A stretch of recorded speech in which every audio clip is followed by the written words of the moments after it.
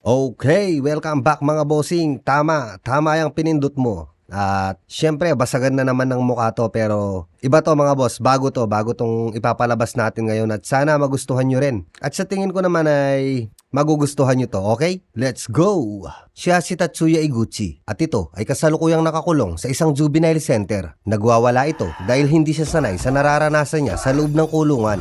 Si Tatsuya Iguchi ang 5th generation leader ng Tokyo Kumae Outlaws at nabansagan ito bilang Mad Dog. Nakulong ito dahil araw-araw itong gumagawa ng gulo at nakikipag-away. Subalit isang araw, nakainkwentro nito ang mga pulis at ito ang dahilan kaya nakulong ito sa juvenile center sa edad na 17. Kahit sa loob ng juvenile center, hindi pa rin ito natuto. Patuloy pa rin itong gumagawa ng gulo kaya pinatawan ito ng solitary confinement. Ito ay parang Bartolina kung ikukumpara sa isang tunay na kulungan at dahil minor de edad pa ito ay isa lamang kwarto subalit bawal itong lumabas at dito ay binigyan siya ng parusa na gumawa ng 1,000 tagak gamit ang papel. Makalipas ang 6 na buwan, lalaya na si Tatsuya Iguchi. Sinabi ng guard sa detention center na, "Huwag ka nang babalik dito ha." Sinabi ni Tatsuya na, "Hindi mo na kailangan sabihin yan. Hindi na ako babalik sa impyerno na to." Sinabi ng guard na, "Oh, huwag kang magalit. Pumapangit ka eh." Tapos ay may dumaan na 2 delinkwente. Sinabi ng mukhang roll-on na, "Mukhang kakalaya lang nito ah." Sinabi naman ng isa pa na, "Hindi ba masamang hamunin ang taong kalalaya pa lang?" Sinabi naman ng mukhang roll-on na,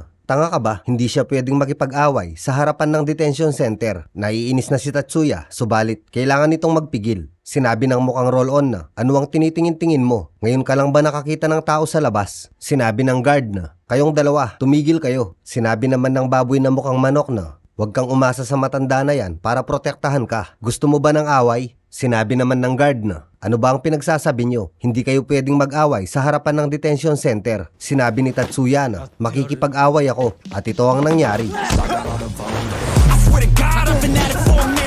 Climbing to the top and this music was my ticket. Found a way to grind, turning passion to a business. No limit, I'ma get it, having millions as a witness.